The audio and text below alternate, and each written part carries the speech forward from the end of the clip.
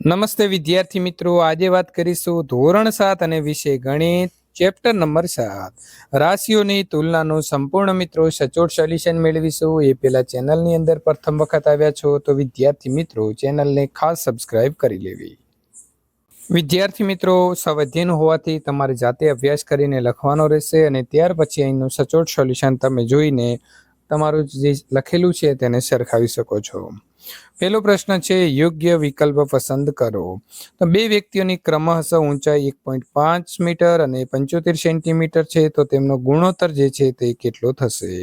તો સાચો જવાબ જે છે તે અહીં આવે છે 2:1 એટલે કે સી। 700 મીટરના 20% બરાબર શું થશે? તો 140 મીટર એટલે કે ડી આવશે। નંબર 3, 0.07 બરાબર, તો સાચો જવાબ જે છે તે આવશે બી 7%। ત્યાર પછી આગળ વાત કરીશું નંબર 4, રૂપિયા 4500ના કેટલા ટકા બરાબર 9000 થાય? તો અહીં સાચો જવાબ જે છે એ આપણને મળે છે 200। ગુણોત્તર 3:8 બરાબર, તો સાચો જવાબ આવશે બી 37.5%। 225% બરાબર, તો સાચો જવાબ આવશે એ 9:4। નંબર 7, એક સાયકલ રૂપિયા 1800માં ખરીદી, તેના ઉપર 12% નફો લઈ વેચવામાં આવી, તો સાયકલની વેચાણ કિંમત કેટલી હશે? તો સાચો જવાબ આવશે બી રૂપિયા 2016। ત્યાર પછી આગળ વાત કરીશું પ્રશ્ન નંબર વિદ્યાર્થી મિત્રો 8, એક ક્રિકેટ બેટ રૂપિયા 800માં ખરીદી રૂપિયા 1600માં વેચવામાં આવે તો તેને કેટલા ટકા નફો થાય? તો 100% નફો જે છે એ એને થશે, એટલે કે એ ઓપ્શન સાચો છે। કઈ રકમનો વાર્ષિક 14% લેખે 2 વર્ષનું વ્યાજ રૂપિયા 126 થાય? તો આવશે સાચો જવાબ સી રૂપિયા 450।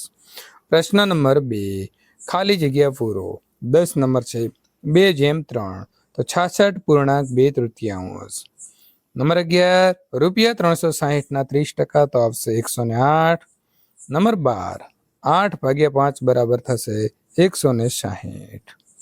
નંબર 13, 15 કિલોગ્રામ એ 50 કિલોગ્રામના કેટલા ટકા થાય? તો થશે 30%। નંબર 14, જ્હોન એક ક્રિકેટ બેટ રૂપિયા 75માં વેચે છે અને તેને 8 રૂપિયા ખોટ જાય છે, તો ક્રિકેટ બેટની મૂળ કિંમત કેટલી હશે? તો 83 રૂપિયા હશે।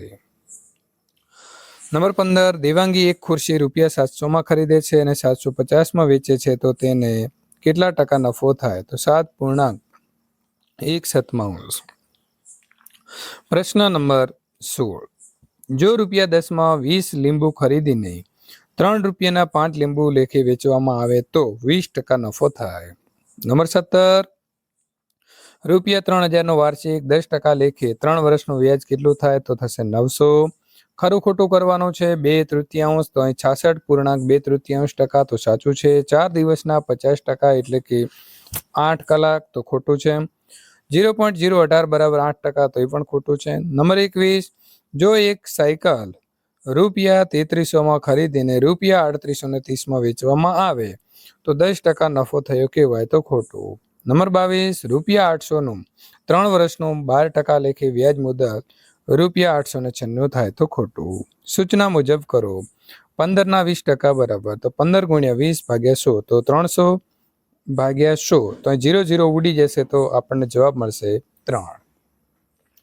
ત્યારબાદ પ્રશ્ન નંબર આવશે 24, 1 કલાકના કેટલા ટકા 30 મિનિટ થાય?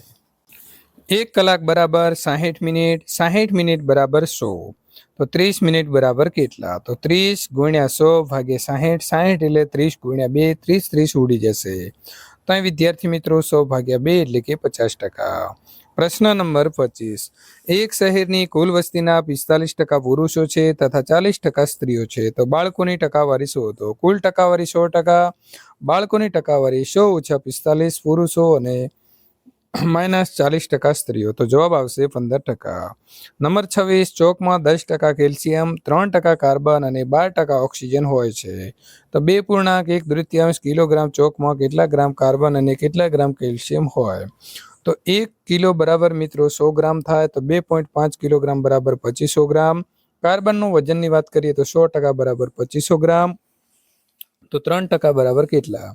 તો અહીં 3 ગુણ્યા 2500 ભાગ્યા 100 આવશે. તો મિત્રો અહીં ઉપર જે છે તે આપણે જોઈએ છીએ કે 75 ગ્રામ જે છે તે આપણો અહીં જવાબ આવશે, કારણ કે 25% ભાગ્યા 100 છે બરાબર. કેલ્શિયમનું વજન કરીએ તો 100% બરાબર 2500 ગ્રામ. તો 10% બરાબર કેટલા? તો 10 ગુણ્યા 2500 ભાગ્યા 100 તો 250 ગ્રામ આવશે.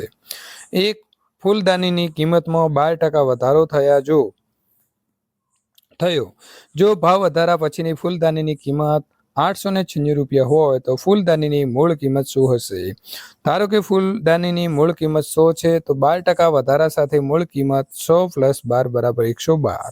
તો 896 ગુણ્યા 100 ભાગ્યા 112, તો 8 ગુણ્યા 100 બરાબર 800 રૂપિયા આવશે. પ્રશ્ન નંબર મિત્રો 28. એક વ્યક્તિ 60 કિલોમીટર મુસાફરી કાર વડે અને 240 કિલોમીટર મુસાફરી ટ્રેન વડે કરે છે. તો તેણે કાર વડે તથા ટ્રેન વડે કરેલી મુસાફરી ટકાવારીમાં શોધો.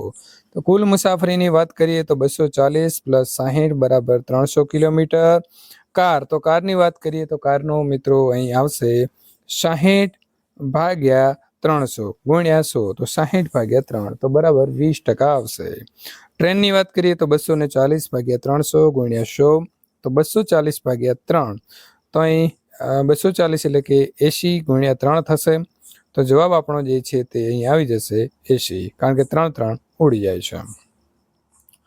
પ્રશ્ન નંબર 29. એક ખુરશી રૂપિયા 1440 વેચવાથી દુકાનદારને 10% ખોટ જાય છે, તો દુકાનદારે તે ખુરશીની કેટલી કિંમતમાં ખરીદી હશે? ધારો કે ખરીદી કિંમત 100 રૂપિયા છે, ખોટ 100 રૂપિયા છે, તો વેચાણ કિંમત 90 રૂપિયા થશે. તો 90 રૂપિયા વેચાણ કિંમત બરાબર 100 રૂપિયા મૂળ કિંમત. તો અહીં 1440 વેચાણ કિંમત છે, તો 1440 ગુણ્યા 10 ભાગ્યા 90, તો 16 ગુણ્યા 100, તો 1600 રૂપિયા થશે. પ્રશ્ન નંબર 30. એક ગામની વસ્તી 8000 છે, તેમાં 80% લોકો સાક્ષર અને સાક્ષર પૈકી 40% સ્ત્રીઓ છે. તો સાક્ષર સ્ત્રીઓની સંખ્યા તથા કુલ વસ્તીનો ગુણોત્તર શોધો. તો મિત્રો સાક્ષર વ્યક્તિની વાત કરીએ તો 8000 ગુણ્યા 80 ભાગ્યા 100, તો 80 ગુણ્યા 80, તો 6400 સાક્ષર વ્યક્તિ થઈ ગયા. ગુણોત્તર કરીએ તો સાક્ષર સ્ત્રીઓ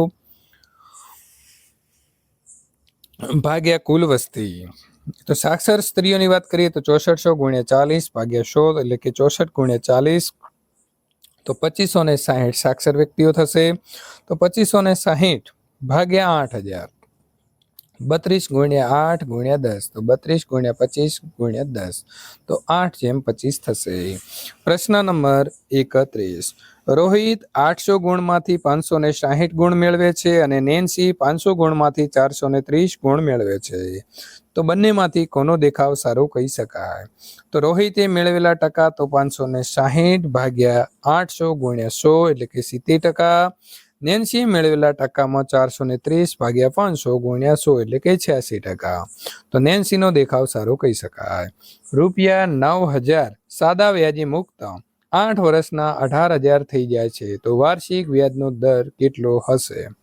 પી બરાબર 900, આર બરાબર શોધવાના છે, એન બરાબર 8 વર્ષ અને આઈ બરાબર 9000. તો આર બરાબર આઈ ગુણ્યા 100 ભાગ્યા પી ગુણ્યા ટી બરાબર 100 ભાગ્યા 8, તો 9000 ગુણ્યા 100 ભાગ્યા 9000 ગુણ્યા 8, એટલે કે 12.5%. પ્રશ્ન નંબર 33. રૂપિયા 8 અને 50 પૈસાનો ગુણોત્તર શોધો, તો 16 ભાગ્યા 1. પ્રશ્ન નંબર 34. એક પાત્રમાં 40 લીટર પાણી ભરેલું છે. જો તે પાત્ર માત્ર 8% ભરેલ હોય તો તેમાં કેટલું પાણી ઉમેરતા તે પાત્ર સંપૂર્ણ ભરાઈ જાય? તો સાચો જવાબ આવશે બી 460. કઈ રકમનો વાર્ષિક 10% લેખે 2 વર્ષનો વ્યાજ 733 થાય? તો જવાબ આવશે ડી 3665. 10/7/8 નો ગુણોત્તરને પદોને ટકાવારીમાં ફેરવતા? સાચો જવાબ આવશે સી 40%, 28% અને 32%. પ્રશ્ન નંબર મિત્રો 37. જુઈએ એક પરીક્ષામાં 600 માંથી 426 ગુણ મેળવ્યા, જ્યારે અન્ય પરીક્ષામાં રીનાએ 800 ગુણમાંથી 560 ગુણ મેળવ્યા. તો કેનું પરિણામ જે છે સારું કહેવાય? તો અહીં જોઈએ મેળવેલા ટકા તો 426 ભાગ્યા 600 ગુણ્યા 100, તો અહીં આપણે 0 ઉડાડી દેશું. ઉપર 426 તો 71 ગુણ્યા 6, એટલે 6 પણ ઉડી જશે, એટલે કે 71% જવાબ આવે છે. રીનાએ મેળવેલા ટકા 560 ભાગ્યા 800 ગુણ્યા 100, તો 0 જે છે તે ઉડી જશે, એટલે કે 70% જવાબ આવે છે. આમ જોઈએ પરિણામ વધુ સારું કહેવાય. અધ્યયન નિષ્પત્તિનું સર્વગાહી મૂલ્યાંકનનો પહેલો પ્રશ્ન છે. યોગ્ય વિકલ્પ તમારે જે છે તે પસંદ કરવાના છે. પહેલો પ્રશ્ન છે, એક વર્ગમાં 50% બાળકોમાંથી 20 છોકરાઓ છે, તો છોકરીઓની ટકાવારી કેટલી થાય? તો થશે 60%. એટલે કે આપણો જે અહીં જવાબ છે એ જવાબ સાચો આવે છે એ. પ્રશ્ન નંબર 2, રૂપિયા 5000નું 15% લેખે એક માસનું વ્યાજ કેટલું થાય? તો જવાબ આવશે ડી, 62.50. નંબર 3, ફાતિમાની આવક અને બચતનો ગુણોત્તર 4:1 છે, તો તેણે કેટલા ટકા બચત કરી કહેવાય? તો સાચો જવાબ આવશે એ, 20%. નંબર 4, રૂપિયા 3000નું વાર્ષિક 15% લેખે 3 વર્ષનું કેટલું વ્યાજ થાય? તો સાચો જવાબ આવશે ડી, રૂપિયા 1350. પ્રશ્ન નંબર 5, રૂપિયા 12000નો એક માસનું 10% લેખે વ્યાજ કેટલું થાય? તો 100 થશે, એટલે કે સાચો જવાબ જે છે તે આવશે સી. પ્રશ્ન નંબર 2, સૂચના મુજબ કરો. 8.0 મિત્રો 0.89 ને ટકામાં ફેરવવા માટે 8.9%. પ્રશ્ન નંબર 7, રૂપિયા 80ના કેટલા ટકા રૂપિયા 100 થાય? તો 80 ગુણ્યા x ભાગ્યા 100 બરાબર 100. x બરાબર 100 ગુણ્યા 100 ભાગ્યા 80, તો x બરાબર 1000 ભાગ્યા 8, એટલે કે 125%. પ્રશ્ન નંબર 8, એક શાળામાં કુલ 2000 વિદ્યાર્થીઓ છે, તેમાંથી 40% છોકરીઓ છે, તો છોકરીઓની સંખ્યા શોધો. તો છોકરીઓની સંખ્યા જે છે તે થશે 2000 ગુણ્યા 40 ભાગ્યા 100, એટલે કે 20 ગુણ્યા 40, એટલે કે 800 છોકરીઓ. પ્રશ્ન નંબર 9, 800 કિલોગ્રામ મિશ્રણમાં 55% રેતી, 33% સિમેન્ટ અને બાકીનો ભાગ ચૂનાનો છે, તો મિશ્રણમાં ચૂનાની માત્રા શોધો. ચૂનાની ટકાવારી 100 - 55 - 33 બરાબર 12% થઈ ગઈ. તો ચૂનાની માત્રા 800 ગુણ્યા 12 ભાગ્યા 100 બરાબર 8 ગુણ્યા 12, એટલે કે 96 કિલોગ્રામ. તો ચૂનાની માત્રા 96 કિલોગ્રામ થશે. પ્રશ્ન નંબર 10, રાધિકા તેના મિત્ર પાસેથી રૂપિયા 12000 ઉછીના લે છે, તેમાંથી રૂપિયા 4000 વાર્ષિક 18% લેખે તથા બાકીના 15% લેખે સીધા લીધા, તો 3 વર્ષ બાદ કુલ વ્યાજ જે છે તે કેટલું થશે? તો 18% માટેની વાત કરીએ તો 4000 ગુણ્યા 18 ગુણ્યા 3 ભાગ્યા 100, એટલે કે 2160.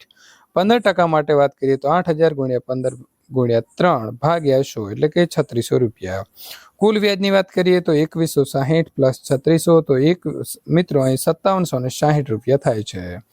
આમ મિત્રો અહીં સંપૂર્ણ સોલ્યુશન પૂર્ણ થાય છે. આ પ્રકારના સોલ્યુશન મેળવવા માટે ચેનલને ખાસ સબસ્ક્રાઇબ કરી દેવી.